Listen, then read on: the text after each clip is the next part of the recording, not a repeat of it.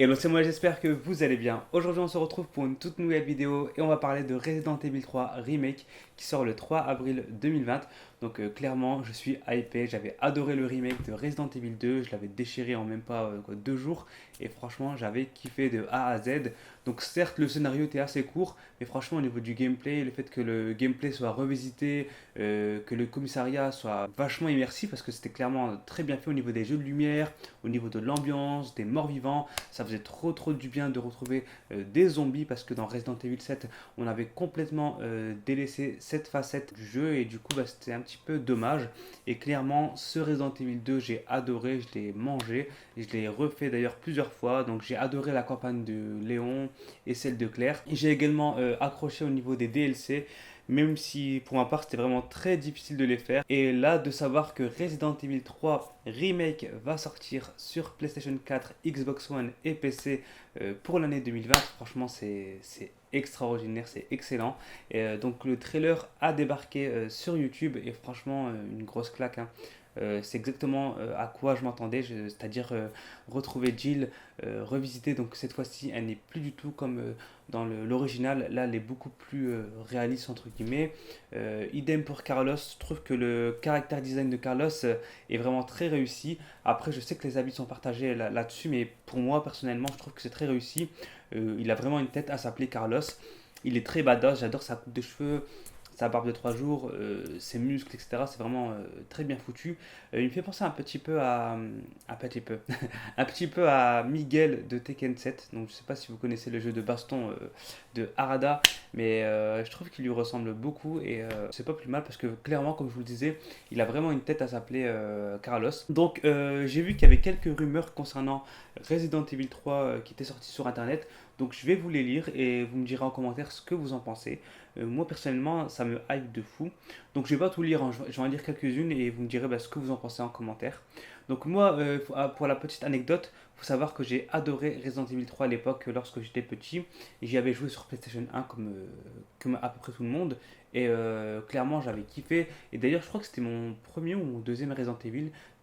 J'avais pas fait le 1, j'avais fait le 2 et le 3, mais je sais plus si j'avais commencé par le 3 et ensuite le 2, ou si j'avais fait le 2 et le 3. Mais je sais que le 2 et le 3 étaient sortis à peu de temps d'intervalle, donc c'est pour ça que je ne me rappelle plus. Mais j'avais adoré, j'ai quelques vagues souvenirs. Je sais qu'on était constamment suivi par un Nemesis qui essayait de nous exploser avec son bazooka. Donc c'était vraiment très stressant.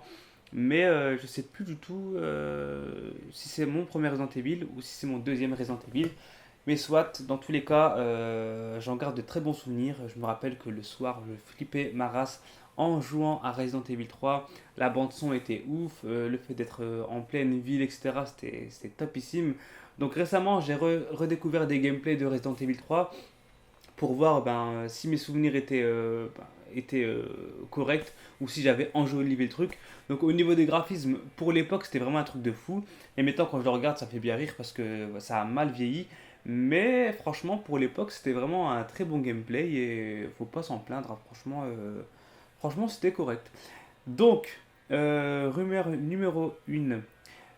Un DLC gratuit permettra de jouer avec Patrick UBCS, Murphy UBCS et Brad. Donc un mode Ghost Survivor 2 comme dans Resident Evil 2 avec le DLC Survivor. Donc ça peut être pas mal. Franchement, un DLC en plus gratuit, c'est pas de refus. Donc l'appartement de Jill lui servira de refuge durant la première partie du jeu, donc l'entrepôt de Dario également. Donc en gros, on aura donc deux repères pour pouvoir se réfugier, etc. Un peu comme dans Resident Evil 2 Remake où on avait donc des pièces, où on pouvait se regarder, se réfugier quand Mister X nous pourchassait, etc. Et là, clairement, ça peut être cool de prendre l'appartement de Jill comme refuge, parce que c'est clairement réaliste pour le coup. Donc la scène culte de la horde contre les policiers sera entièrement jouable et Brad sera présent durant cette scène. Donc il faut savoir que cette scène à l'époque, quand je l'ai vue dans le jeu de base d'origine, je la trouvais extraordinaire avec tous les zombies qui arrivaient, qui défonçaient les grillages, etc., avec la police, etc. C'était vraiment un truc de fou et c'était clairement dommage qu'on ne pouvait pas jouer cette séquence. Et là, le fait de pouvoir la jouer, c'est clairement intéressant et franchement, ça me hype de fou. Surtout avec la technologie d'aujourd'hui, qu'on peut vraiment faire des trucs de fou. Je pense que ça va envoyer du lourd. Et peut-être même qu'on l'aura en démo, qui sait. Donc Nemesis sera plus lent avec le lance-roquette. C'est logique hein, parce que le lance-roquette c'est hyper lourd. Et son armement demandera une certaine latence. Mais le coup sera mortel à la manière du docteur Salvador dans Resident Evil 4. Ok, donc en gros, on nous dit que Nemesis sera beaucoup plus lent vu qu'il aura un lance-roquette. Donc on pourra fuir plus facilement. Mais par contre, s'il vous touche, ça sera mortel. Donc du coup, il faudra faire très attention à Nemesis. Donc ça aussi, c'est vraiment la hype à son apogée, hein.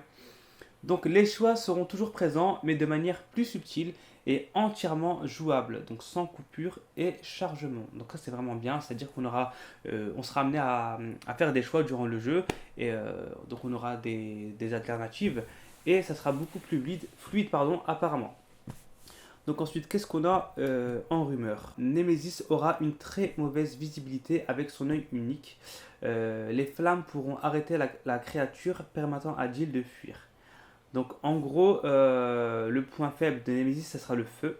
Donc je pense qu'on aura des lance-flammes, des grenades, etc. Donc il aura une visibilité faible. Donc peut-être que si on ne bouge pas et qu'on est dans un certain angle, Nemesis ne pourra pas nous voir lorsqu'il marchera ben, à côté de nous, etc. Ça peut être pas mal au niveau du stress, ça. C'était comme pour les leakers dans Resident Evil 2 Remake, c'est-à-dire que lorsqu'on marchait tout doucement, on n'était pas repéré par les leakers, et lorsqu'on faisait du bruit, bah forcément les leakers nous attaquaient, parce qu'il faut savoir que les leakers sont aveugles et ont une très forte odorat et une très forte ouïe. Donc c'est pour ça qu'il ne fallait pas faire de bruit lorsqu'on rencontrait un leakers. Carlos n'aura pas de campagne, mais il sera jouable à un moment du jeu comme en 99, à savoir que son passage sera plus long, donc rue de Raccoon et un hôpital bien plus grand. Donc là, contrairement à Resident Evil 2, où on avait donc une campagne Léon et une campagne bis Claire ou l'inverse, là on aura uniquement donc la campagne de Jill, et donc Carlos sera jouable comme l'a été Ada dans Resident Evil 2, c'est-à-dire que Ada n'a pas de campagne, mais à un moment donné du jeu, on incarne Ada, et là ça va être pareil avec Carlos, c'est-à-dire que il n'aura pas sa propre campagne, mais son gameplay, sa jouabilité sera beaucoup plus longue et beaucoup plus développée que dans l'original. Donc ça c'est vraiment très intéressant parce que j'ai vraiment hâte de savoir ce qu'il nous propose. Qu'est-ce qu'on a d'autre? Donc le retour du mode mercenaire. Donc Carlos, Michael et Nikolai jouables. Ah ça c'est très très très intéressant. De nouveau Mastermind pour Resident Evil Resistance. Donc il y aura un mode en ligne pour Resident Evil 3 donc, qui s'appellera Projet Résistance. Donc voilà, c'est un tout nouveau mode qui sera donc disponible. On pourra incarner plusieurs personnages assez stéréotypés, assez clichés, mais après on a un petit peu l'habitude dans Resident Evil d'avoir des personnages stéréotypés.